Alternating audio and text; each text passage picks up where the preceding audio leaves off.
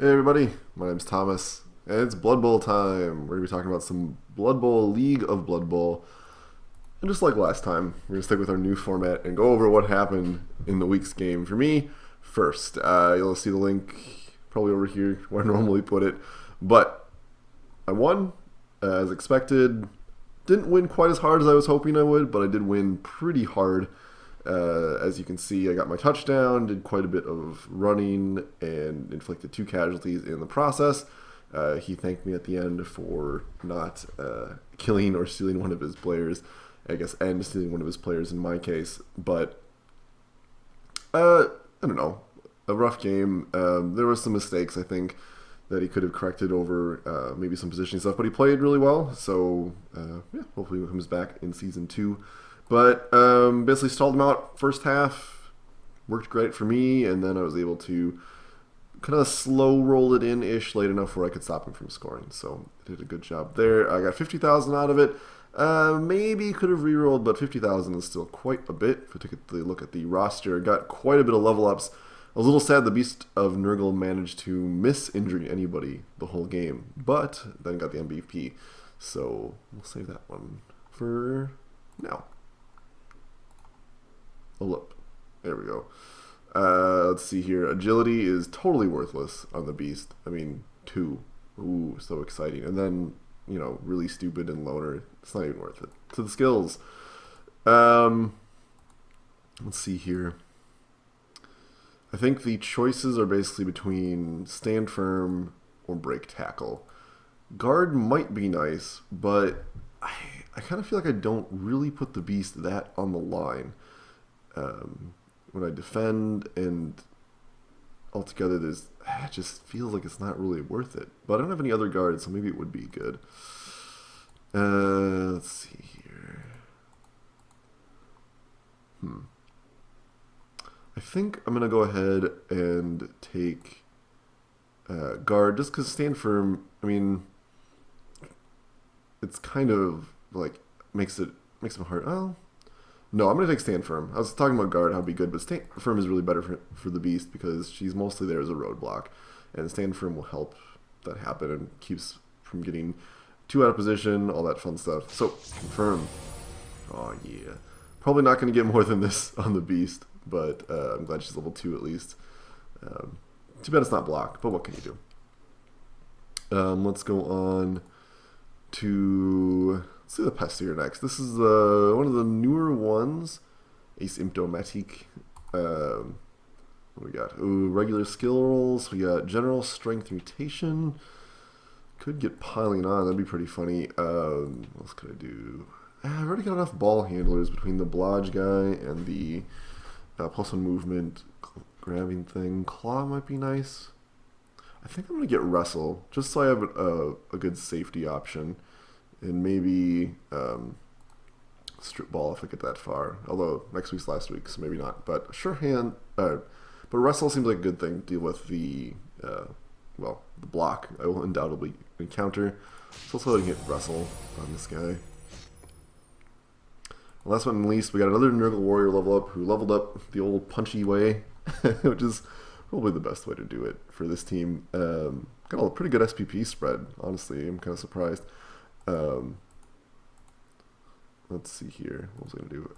Let's level him up. Regular skills as well. Now, I know I should probably get block, right? That's the sensible thing to do. Or guard. Since this guy is definitely on the line giving support. But it's the second to last. It's going to be the last week. I'm going to go against dwarves. Let's get Claw. Because why not? Look at that. Looks great. This will give me a little extra punching power, which is definitely what I'll need against the dwarf team. Turn those armor value 9s into armor value 7s. I'll take that. Thank you. So yeah, it's a pretty good team. 80,000. It might be worth to buy a couple of Rotters, because I've got 12 players now. Let's take a look at the... We'll make a decision. I might buy some more Rotters, basically. I can afford 2. We'll see. Not more I can do about that. So let's let's go and take a look at the Amazon team. You can see what he got out of that.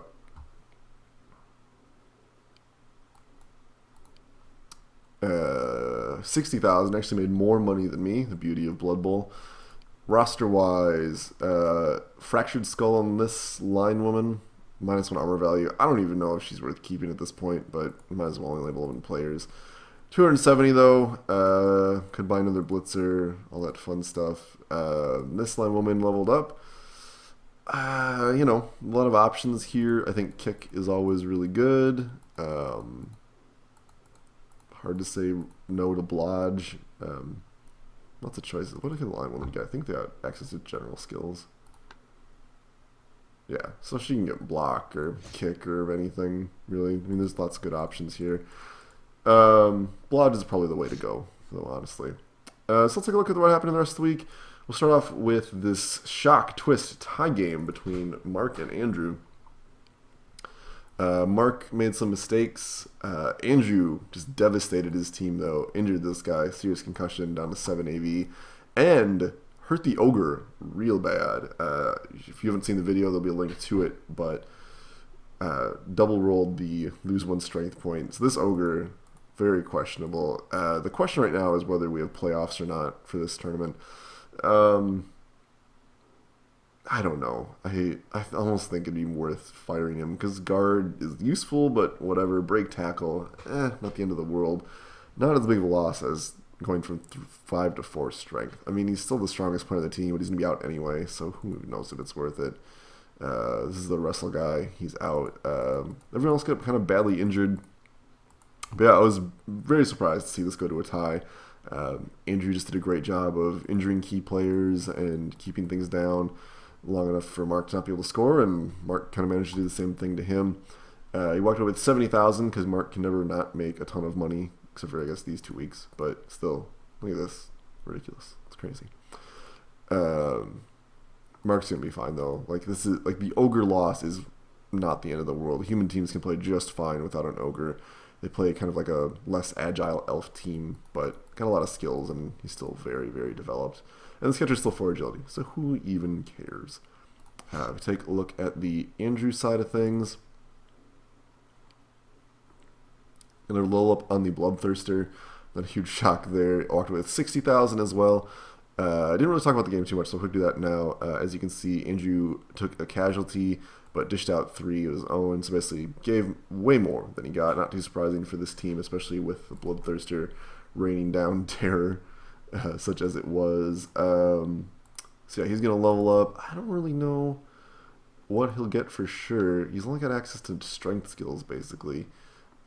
Break tackle seems like pretty obvious, or guard maybe. I don't know. There's basically not really bad options of the remaining strength skills available to him. Another 60,000, he could get another Pit Fighter Cultist. He's got 3 Bloodletter Daemons, 2 Corn Heralds. Another Cultist wouldn't hurt him. He doesn't really need it, though. He's at 12 players. I mean, this guy's pretty worthless, but who cares, right? This can be his Fowler, right? He can just foul all day, every day with that guy. Okay, moving on to the next week. This was Dwarfs versus Chaos. Let's see what happened here. It's a tie game, as you can see. And let's see, the Chaos team, 2 injuries, 1 injury for the Dwarf team. I'm almost surprised how unlucky the Dwarf team is when getting injuries. I think it's just, given how bashy the league is, getting blocks off is hard. And also, maybe just he didn't understand how blocks work very well from the early matches, which definitely held him back. Tried to dodge again. Let's see here. Looks like, if I had to guess, cornered the ball long enough to try to do something, and then otherwise they got stuck in a big scrim and didn't really get out of it. Judging by their plays in the past, I'd say that's what happened. The Dwarf team only got 30k out of that, so not so great. And we can see some injuries just on the blockers, so that's not the end of the world. This one had guards, so that kind of sucks. Ooh, 1 movement allowance. Basically, this guy can stand up when he gets knocked down, and that's about it. Luckily, Dwarfs are kind of hard to deal anything with. This one is just mixed next game, so that's not too bad. Let's see here. Death Roller got a level up. I'm guessing this is where the injuries came in. It looks like he got the MVP as well. depends on what he rolls, I guess, for skills to pick up on this one. If he gets double block, probably the way to go. Strength, he already got break tackle. He already has Juggernaut. I'm not quite sure what would be the best one to go for there. Probably guard, I guess. Or, that's the infirm. Guard seems like the best option, honestly, of what he's got available on a regular roll. So we'll see what he turns up with. 70,000, he can definitely get a replacement blocker if he wants to. Probably the way to go. Just so his lineup is a little bit stronger and a little more deep, especially because he's playing me next week. And let's look at the chaos side of... Oh, no, wrong one. Let's look at the chaos side of that one. Walking with 40k there, so also not super rich, but he's got 90k in the bank now, so he can get another Beastman to kind of fill us out just a little bit. I think that'd probably be the way to go, just so his bench is a little bit deeper. Right now, if he takes an injury, he'll be short a player. So yeah, that's what I would say. I'm not seeing any levels up, although maybe the Minotaur leveled up. Claw is a great addition to that. I think that would been... Juggernaut's okay if he's blitzing, but yeah, Claw, good addition. I don't remember in Claw before when I played him, but I could be just misremembering. Yeah, Claw everywhere. Not a bad call, necessarily, although I would like block on these guys. Whatever. His team's looking pretty good, like I said. I think just another Beastman to fill it out, probably the way to go. His team ended up pretty solid looking overall. Let's see if we look at... Come on. These other two matches, these are forced ties, all of these. Let's just take a quick look here. Laughter Life, 70,000, ridiculous. Levels up, same ones, it looks like. He's got a ton of money. He should spend it and get stuff, assuming he plays his match next week. It'd be helpful. If not, well, that sucks. What's the other half of that is... Oh, God, this is a matchup I wanted to see, too. Wow. Filled out his roster. I don't know if he got some kills at some point and just got necromancered. I don't think so, though, because I think they keep the name of the player you take. Levels up I'm missing here, I think. Yeah. Oh, these both have strip ball. Must have leveled up and I didn't notice. This ghoul has blodge and tackle now. Pass block. It's a little weird, but whatever. Zombie is block. Yeah. I think I would prefer more ghouls because I think you have 4. So I would have preferred another fleshed golem and more ghouls, but sure. Fill out the bench. Whatever. What do you get? 40k out of that one, so you can definitely fire some of these players and add more. It's not... I mean, this isn't really doing any more than having bodies on his table, but we'll see.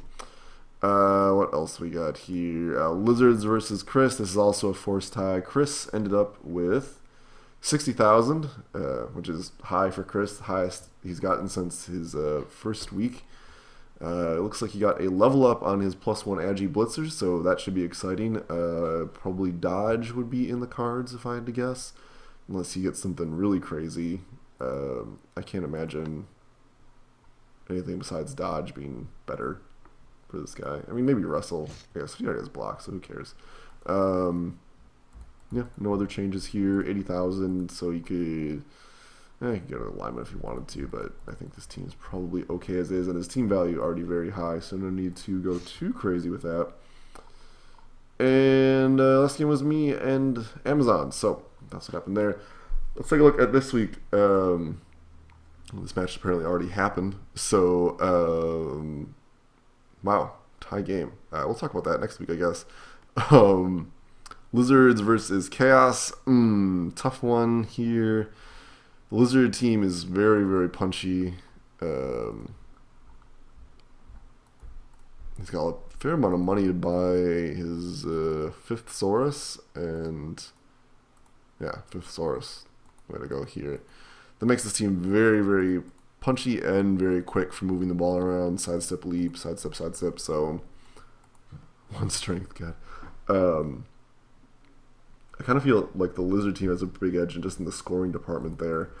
The Chaos Warriors are technically better, but these guys are faster. So having more strength 4 players is definitely an advantage. And the Krog score still very, very strong.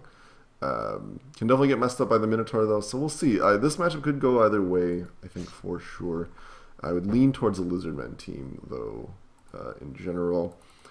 If we take a look at the cast team just one more time here. Yeah, I mean, he's got some power here, and definitely got some injury potential with all this claw, but does have tackle on the Beastman. That actually come in handy, but he's just so much slower.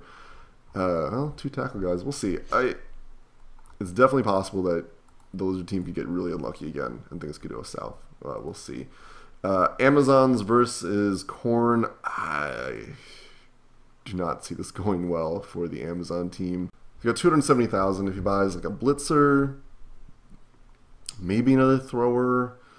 Put him to 160. Could afford 2 more line women at that point. It would flush out his bench a little bit more. I mean, honestly, I think that might be enough to give him enough bodies where he can move the ball around. He's just kind of accrued enough winnings over time. Depending what skills he gets here as well. Well, Kitten is mad. Kitten is very mad. But Andrew's team, very scary. The Bloodthirster can do a lot of damage, and his team is very, very mobile. So we'll see, I guess. Andrew's lack of skills is kind of impressive. He's got really great SPP distribution, but he needs another week of development, basically, to really do much of anything.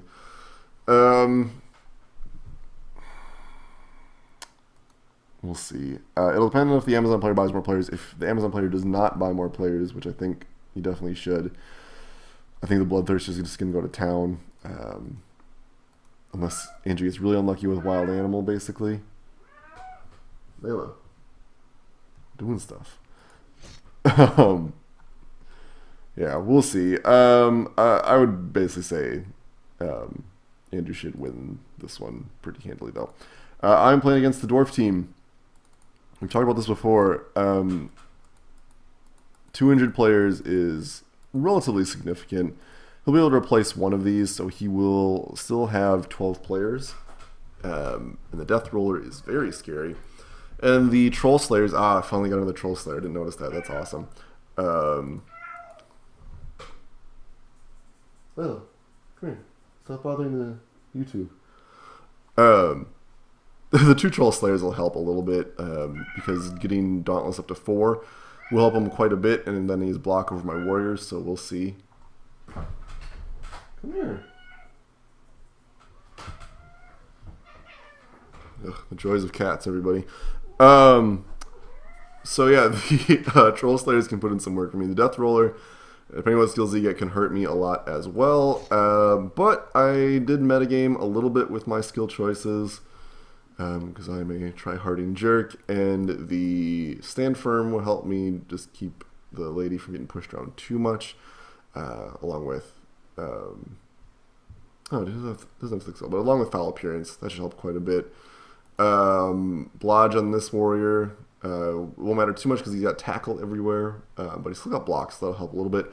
Claw on this one should help me do some damage, and still have Wrestle on this guy, so that'll help me get the ball away. And then my ball handling is faster and better, so it's going to kind of come down to how much we get tied down early on. It's one of those things where it might benefit me to receive early on and try to score as soon as possible with the Death Roller off the field, just ASAP. I'm fully expecting to lose some Rotters on the line, one way or the other, but that's fine. That's what they're here for. And actually, like I said, I might buy another Rotter. It'll put me up to 13 players, but I'm going to lose guys, guaranteed. Let's see here. I think I end up giving him quite a bit at that point. What's his team value?